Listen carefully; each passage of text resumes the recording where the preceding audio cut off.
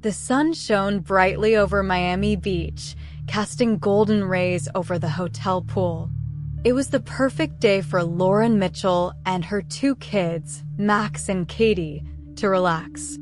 They were on vacation, escaping the hectic life in Washington, D.C. Lauren, a strong and determined woman, had worked hard for years, balancing her political career with raising two kids alone after her husband's death. She was a respected senator, though few knew her outside the political circle, which suited her just fine. Lauren sat back on a lounge chair, watching Max and Katie splash around in the pool.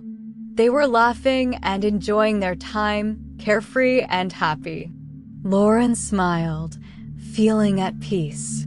After months of long meetings and heated debates at Capitol Hill, this vacation was what she needed, a break from the world of politics.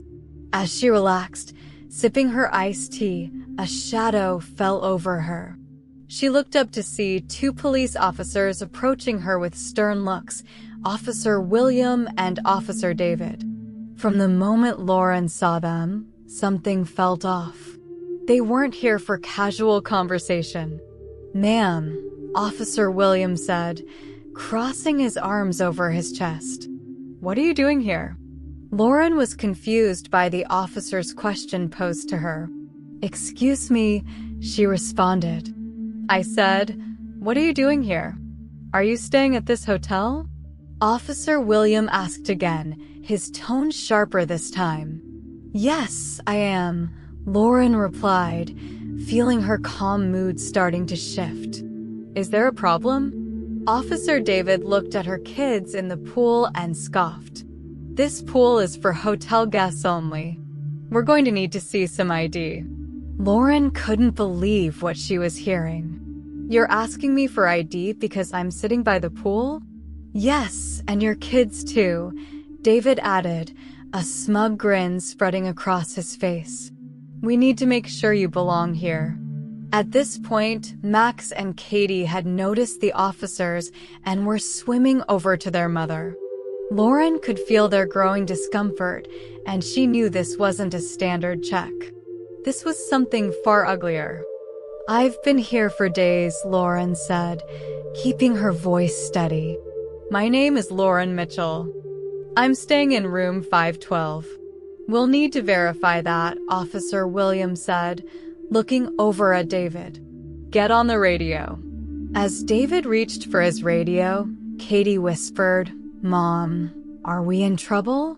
Lauren squeezed her daughter's hand. "No, sweetie. Everything's fine." But inside, Lauren knew things weren't fine at all. As Officer David called for verification, a small crowd began to gather around the pool. People watched curiously, unsure of what was going on but sensing that something wasn't right. Lauren could feel the weight of their stares on her back, and she wasn't sure whether it was sympathy or judgment in their eyes.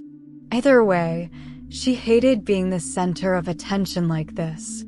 Max, always the more outspoken of her children, looked up at Officer William and asked, "Why are you asking us these questions? We didn't do anything wrong." Officer William's expression remained hard. "Just following procedure, son." "Procedure for what?" Max shot back. "We're just swimming." Lauren's heart swelled with pride at Max's bravery, but she didn't want him to get caught up in this. "Max, it's okay," she said softly, though she knew it wasn't. Minutes passed, and David returned with a satisfied smirk. "Room 512, huh?" he said, looking at Lauren. "Well, we're not getting any record of you in that room. Care to explain?" Lauren was taken aback. "That's impossible. I checked in just yesterday. You must be mistaken." "No mistake, ma'am," David said with a mocking tone. "I suggest you and your kids pack your things and leave the premises immediately." Lauren stood up, anger bubbling beneath her calm exterior. "I'm not going anywhere. I paid for this room, and I'm not about to be bullied out of here because you don't like the way I look." The crowd murmured, sensing the tension between the officers and Lauren. Some even pulled out their phones, recording the scene. "You have no right to treat us like this," Lauren said. "Is this how you treat all your guests, or just the ones who look like me?" Officer Williams' face twisted in anger. "Watch your tone, lady. We're the law here."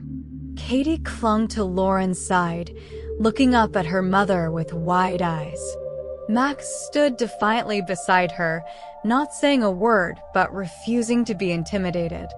Before Lauren could respond, Officer William reached out and grabbed her arm. "That's it. You're coming with us." As William's hand closed around her arm, Lauren remained calm. She knew she had done nothing wrong, and she wasn't going to be dragged away like a criminal. But before things could escalate further, a voice interrupted the chaos. "What on earth is going on here?"